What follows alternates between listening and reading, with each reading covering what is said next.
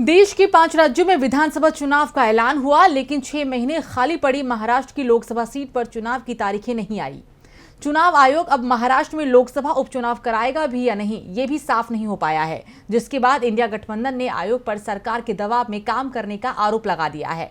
शिवसेना उद्धव गुट ने तो सीधे सीधे चुनाव आयोग को ही निशाने पर ले लिया। चुनाव आयोग महाराष्ट्र में लोकसभा उपचुनाव नहीं कराएगा। राज्य की 2 लोकसभा सीट चंद्रपुर और पुणे खाली है। चंद्रपुर सीट से कांग्रेस के सांसद सुरेश उर्फ बालू धानोरकर की जान 30 मई को चली गई थी, तो पुणे से बीजेपी सांसद गिरीश बापट की 29 मार्च को, यानी पुणे सीट 6 महीने से भी ज्यादा समय से खाली है, जबकि संवैधानिक नियमों के अनुसार किसी खाली सीट पर 6 महीने के अंदर चुनाव कराना जरूरी होता है।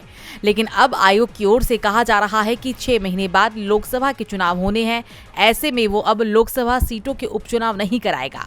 लोकसभा चुनाव के परिणाम मई में आएंगे, यानी 1 साल से ज्यादा समय तक ये सीटें खाली रहेंगी, जिसे लेकर शिवसेना यूबीटी के नेता आदित्य ठाकरे ने चुनाव आयोग पर ही सवाल खड़े कर दिए हैं। ठाकरे ने कहा कि चुनाव आयोग महाराष्ट्र में 2 लोकसभा सीटों के लिए उपचुनाव क्यों नहीं करा रहा है। चुनाव आयोग 5 राज्यों की विधानसभाओं के लिए चुनाव की तारीखों की घोषणा करते समय इन दोनों लोकसभा उपचुनावों को भी एक साथ जोड़ सकता था।